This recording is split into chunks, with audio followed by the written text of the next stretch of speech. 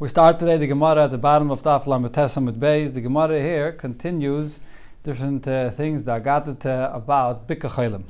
Talk to Gemara. Rav Chelbei Cholash. Rav Chelbei was sick. Nafak, Achriz Rav Kahana. Rav Kahana went out and he announced that Rav Chelbei Bosh, that Rav Chelbei is sick. And V'lai Ike the Kasi, and there's nobody coming to visit him. Amalahu, so he said to all the people, don't we know that once the story was, there was a student of Rabbi Akiva, Shechala, that got sick. None of the Chachamim came to visit him. Rabbi Akiva himself came to visit him. So now, because Rabbi Akiva was there, and they swept the floor, and they cleaned out, so Chaya, he was able to live. In other words, he was neglected. No one was taking care of him. According to some opinions, when it says kibdu v'ribtu l'fanav, it actually means that not kibdu, but kibbeit v'ribeitz. That's what the Meiri says there in the Gemara, that Rabbi Akiva himself went and cleaned the floor, swept the floor for a student. So you see over here how far it goes. That, like, we had this before in the Gemara, that even a great person has to do bika chaylim even for a cotton, and in this case a student. Amalei, so his student said to him, Rebbe hachisano, my Rebbe, you've given me life. Yotza Rabbi Akiva v'darash. After this, Rabbi Akiva came out and he darshaned. Kol mi she'enem mevaka chaylim, person that doesn't visit someone that's sick, ki ilu shayfich damim. It's like he spilled his blood, because nobody is taking care of him, nobody's seeing what he needs. Ravdimi came and said, you visit someone that's sick, you cause that he should live. If you don't visit someone that's sick, you cause that he should die. Fragt the Gemara, my grama, what is this? What does it mean here when it says that you cause that he dies? Are you going to learn that this means literally that when you visit someone that's sick and you see his condition, so you beg mercy of Hashem that he should live. So you cause he should live by your davening for him. But if you don't visit him when he's sick, so what does he mean that you cause that he dies? So that means that you directly cause him to die because you're davening for him to die. So in other words, if you want to touch Gaidim, literally, that you cause it. But how can you say this? Just because you're not visiting him, that means you're davening, you should die. Elo, so rather, what Rav Dimi meant to say is, if you're not visiting this person that's sick, so then you're indirectly causing you should die, because you're not going to daven for him. You're not davening for him to die, but you're not davening for him to live either. That's a simple pshat in the Gemara that some Rishonim learn. So you're not davening for him that he should live, so indirectly you're causing that he should die. But the Ran over here says, interesting, a little bit of a different pshat in the Gemara, that when it says that you're not mavakesh rachmim lo sheyichya v'lo sheyamos, that sometimes there's such a thing, davening for a person to pass away, and he brings the Gemara in Ksubis that we learned, but the story when Rebbe was very sick, so his maid davened that he should pass away, and the reason was because she saw how much he was suffering. So the Ran says, when you visit someone that's sick, so you know you should daven for him. Should I daven that he should be healed? Should I daven that he should not live? So over here, you don't visit him, so you don't know if you should daven that he should live or you should daven that he should pass away. That's the Ran's pshat in the Gemara. Yeah, but it's shver pshat, it's a very hard thing, because yeah, I feel in cherev chado menachas al tzavar shalom al yim natzmei min arachmim. Right, it's a hard thing to understand. Yeah. So the Gemara, Rava Yom Kadma, the Cholish, the first day that he was sick, Amalahayin, he said to his family, he said to the people there, Loi tegalu leinish, don't let anyone know about the fact that I'm sick, so that my mazel shouldn't become weaker, meaning that if there are people that don't like me, and they know that I'm sick, so then they can daven for me to die, or whatever, this can ruin my mazel. But after one day, so then Amalain, he says to them, Puko v'achrizu b'shuka, you can go and announce in the streets that I'm sick. So not the chol desanili, whoever hates me, lechtili, he'll be happy that I'm sick. And there's a pasuk that actually says, B'nefoil oyevcha al tismach. If you see an enemy falling, don't be happy. And then the conclusion of that pasuk is, V'rabeino v'heishiv molavapay. When someone that's your enemy is happy when you're on your downfall, in the end the Eibusha will take away his anger from you. So that's good. That other people that hate him will be happy that actually will save him. Uderachim li, it's a good question. Uderachim li, and the people that love me, leboya leirachmim, they'll daven for me. Sagt the Gemara, Amar Rav, kol mevakes achayla. Rav says, whoever visits someone that's sick, nitzel medina shel Gehenim. So you visit someone that's sick, so you get saved from punishment of Gehenim. Shenema, the pasuk says, Ashrei maskel el dol. That fortunate is the one that's maskel, he pays attention to someone which is dull, and the Gemara will soon say dull means someone that's sick. B'yoyim ra yimalteu Hashem. In the bad day, which is Gehenim, Hashem will save him. As the Gemara explains here, Ein dol elo chayla. Dull is someone that's sick. The Gemara brings two sources. Shenemar midalo yevatzeni. From my sickness, Hashem will end my life. Inami minadenkro. We see that the word dala means sick. Madua atakocha dal ben amelech baboike v'goyma. Why are you so sick every day?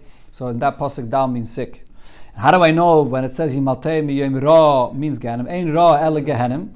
Ra means Gehenim. Shenema kol pol Hashem l'maneu. Everything Hashem created is for His sake. V'gam rasha l'yom ra. And a rasha as well will end up in a bad day, which means Gehenim. Now, ve'im biker, the Gemara says, if you visit someone that's sick, mascharai, what reward do you get? So the Gemara asks, what do you mean? Mascharai, asking what reward he gets? Kedama, we just said, Rav just said, nitzel medina shel Gehenim. You get saved from the Gehenim. Ella says the Gemara, mascharai ba'olam hazeh. What's his reward in this world? So the pasuk says, Hashem yishmereyu v'chayeyu v'ushar ba'aretz v'al titneyu b'nefesh oivav. The Gemara teaches the whole pasuk. Hashem yishmereyu. What does it mean? Hashem protects him. Yetzer hara. He'll be protected from the Yetzer hara. V'chayeyu, will give him life, means mina yisurim. He'll be protected from pain, suffering. V'ushar ba'aretz, and he'll be fortunate in the land, means she'akom eskabdim by. Everybody will take honor with him or give him honor.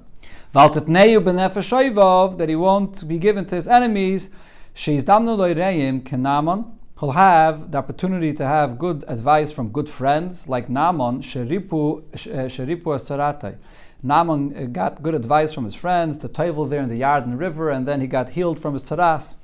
V'yizdamnu lo yireim kirechavam, and he won't have bad friends like Rechavam, Shechilkus Malchusai, that he had those that gave him an advice that he should rule with an iron fist, and because of this he was too strong in his rulership over Yidden, so the Malchus of Yehuda got split, and he ended up being a Melech only on 2 of the Shvatim, and the rest went to the Melucha of the 10 Shvatim. Tanya, so based on this last story here regarding Rechavam, that his Melucha was split, Shimon ben Elazar said, Im yoimru l'cha yuladim b'nei. If children or youngsters are telling you to build, and the elders are telling you that you should demolish, Shma l'zekeinim, listen to the elders, val tishma li'yeladim, and don't listen to the youngsters. Shebinyin yeladim stira, because when the youngsters are building, it's really a demolition. Ustira zekeinim, and when the older ones, they're demolishing binyan, that's really building. And the similar dava, a similar for this idea, where do you see this concept that if you're seeking counsel, you should take advice from the elders that have more experience rather than the youngsters? You can learn this from Rechavam ben Shloimeh. What do you see by Rechavam ben Shloimeh? The elders actually advised him that he shouldn't be so harsh in his rulership, so the Yidden shouldn't come and rebel against him. And he didn't listen to them. He listened to the youngsters that told him, be strong, be stronger than your father Shlomo HaMelech. And because of this, his Melucha was partially, or majority of his Melucha was taken away from him. It goes on the base of Mikdash. On the, that's what they say there. Yeah, because when his Melucha was split, so the base of Mikdash was destroyed. Base of Mikdash was destroyed eventually. Omer Rav Sheisha berei de Ravidi. Rav Sheisha said in the name of Ravidi, Rav Sheisha, the son of Ravidi, said, Loi lised imish ketzire, a person should not visit someone that's sick, Loi betlas shoi kadmaise, not the first 3 hours of the day, V'loi betlas shoi basraise de yeme, and not the last 3 hours of the day. Why? Because if you're going to visit in those hours of the day, you're going to give up of davening for him. And the reason is, because the first 3 hours of the day, that's when a person feels a little bit relief. In the morning, he feels a little bit better. So therefore, you're going to come and visit him then. You're going to say, oh, he's getting better. But then in the evening, takav choshe, then he becomes very sick, and you may give up for davening for him. You may say, forget it, there's no point in davening for him. Omar Ravin, Omar Rav, Ravin said in the name of Rav, Minayin, Shakadosh Baruch Hu Zon Es HaChayla. How do we know that the Eibusha sustains and feeds someone that's sick? Shenema, the pasuk says, Hashem yisadenu al eres devoy v'goyim. The Eibishter yisadenu, he supports and he feeds, like you see it says v'lechem levavenish yisad. So it means he feeds a person that's on a sick bed. Omer Rav. Ravin said in the name of Rav as well, Minayin shashchina shruya l'mayla mimitasa shel chayla. From where do we see that the Shechina dwells above the bed of a person that's sick? Shenemar Hashem yisadenu al eres devoy. Hashem comes and supports a person that's sick, so Hashem comes and is there right above his bed. Tanya Nama Yachid, we learned this in the Braisa as well. Hanichnas levaker es hachayla. If you go in to visit someone that's sick, lo yeshev agabi mita. Don't sit on any elevated place, not on a bed, v'lo agabi safsel, not on a bench, v'lo agabi kisei, not on a chair, ela mesata v'yeshev agabi karka. You can cloak yourself and sit on the ground. Because the Shechina, for the cover of the Shechina that's there above the bed of the sick. So the Ram here brings that according to some opinions, this means when the sick person himself is lying on the ground. So therefore, if you're going to sit on a chair, on a bench, elevated, so then you're sort of not giving the proper cover for the Shechina, which is above this sick person, which is lying on the ground. The Gemara here brings another statement that Ravin taught in the name of Rav. It's not related to what we're speaking about here, but one more thing that Ravin said in the name of Amar Rav. Mitra b'marove, when it rains in the west, which is in Eretz Yisrael, Sada Rabbe Peros. So the Peros river that flows from Eretz Yisrael to Bavel is a great witness to tell the people in Bavel that they see that all of a sudden the river is overflowing, so they know that there was a lot of rain in Eretz Yisrael. So Rav didn't say this, but as Ran explains, and we'll see here the continuation of the Gemara, this is something which is relevant for halacha. What's this negeya to? Because when it comes to being toivel in a mikveh, so there's two types of things. There's a mikveh, which is rainwater that's gathered, and a mikveh is only kosher if it's still in one place, what's called ashbayren. But then there is well water or a wellspring, a mayon. A mayon is kosher even if it's flowing, which is called zeichelin. Now the question is, when you're toiveling in a river, what is the water of a river? So usually if it doesn't rain, so you could say that the river is getting its water from under the ground. It's well water, it springs from under the ground. So therefore you could toivel in the river even if it's zeichelin.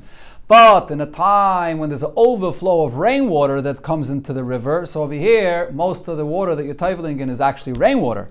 If it's rainwater, so then you can't toivel in this river because it's flowing. And then it's actually not called zeichelin, it's called neitfin. It's the water of the rain that drips. It's not the rain, the spring from below that is flowing.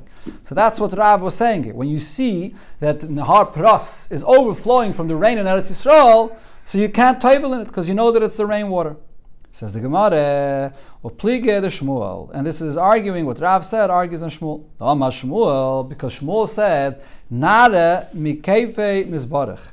A river, when you see that it overflows, it's because from below, from the bedrock from below, it gets blessed. So what this means is that when it rains, what happens is, from above it's raining, and whatever rainwater is added to this river from the rain, double the amount is added to the river from the waters from below that come up at that same time. So Mikepim Izbarach, it's benched from the river itself.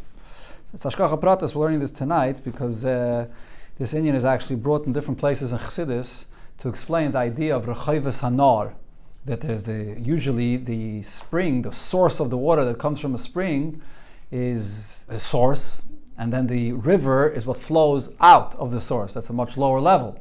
And in Chassidus it says that that's the difference between Chachma and Bina. The Maya and the source itself is Chachma, and then the river that flows, it flows with an abundance, like Bina, which is with many details, but still it's outside the source.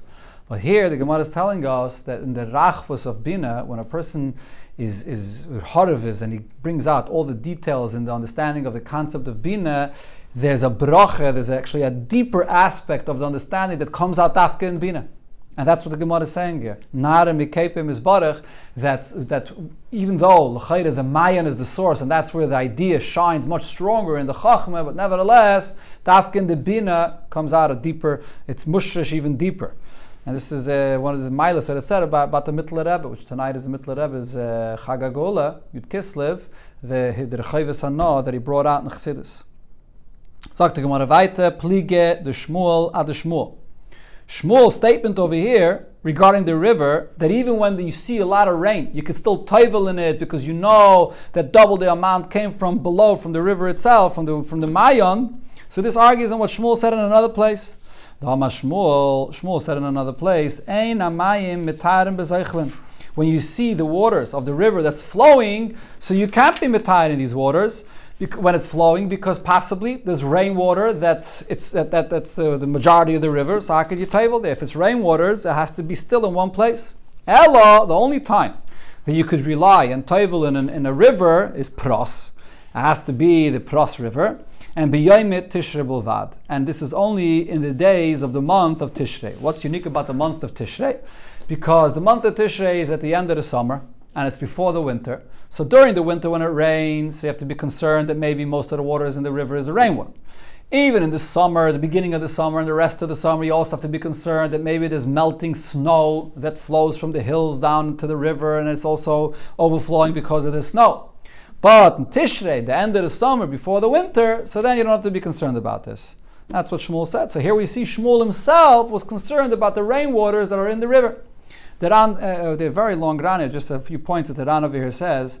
First of all, the Ran says that really there's the Chiddush over here is not only about the month of Tishrei, but he's also saying a Chiddush about the fact that it's only a pros, only the pros river, he says you should toivel. And what does he mean to say by this?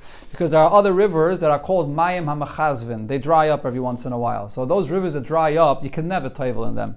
Because since they dry up, when you see that there is water, so it's very possible that the reason now there's water here is only because it's a rainy season, and therefore the water gathers here.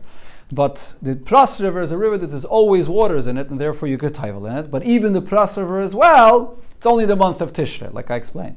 Another point that Ran says, a person that's a baki, a person that knows exactly how to measure the level of the water in the river, and he sees the level of the water in another time that the level is regular or low, and he knows that there's no added rainwater, so then lav dafka Tishrei, he'll also be able to toivel there.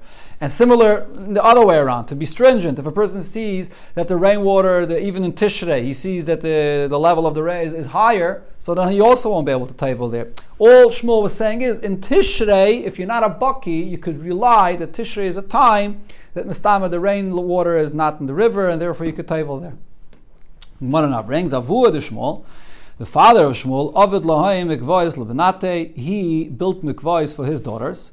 When? B'yomin Nisan. In the days of the month of Nisan, because like we said, in the month of Nisan it's the end of the winter, so you have a lot of melting snow that goes into the river, so you can't toivel in the rivers. So the Ran says, according to one pshat, that this is not only in Nisan, but it's similar also for the entire winter.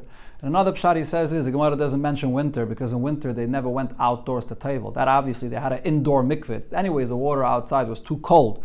Even in the times when they went outdoor, he built them a special place outdoor that they shouldn't have to go into the river itself because of the melting snow that comes in the end of the winter. Umafzi b'yom Tishrei. And then in the month of the days of the month of Tishrei, which we just explained that you could go into the Pras River and toivel there, so you would have a mafzi. What's mafzi? A mat. So there's two pshatim that Ram brings over what this mat was. Either he made them mats to put on the ground of the river, so they shouldn't walk in their sand itself, because if the feet sink into the sand, so then it's a chatzitza, it's not a proper tefillah. Another pshat in the mafzi, the mats are, I think Rabbeinu Tam or the other Rishonim say that this means that he made mats for them to make like a mechitza, so they should have tznius, so they shouldn't be embarrassed to go, shouldn't hold themselves back from going to the mikveh over there in the river.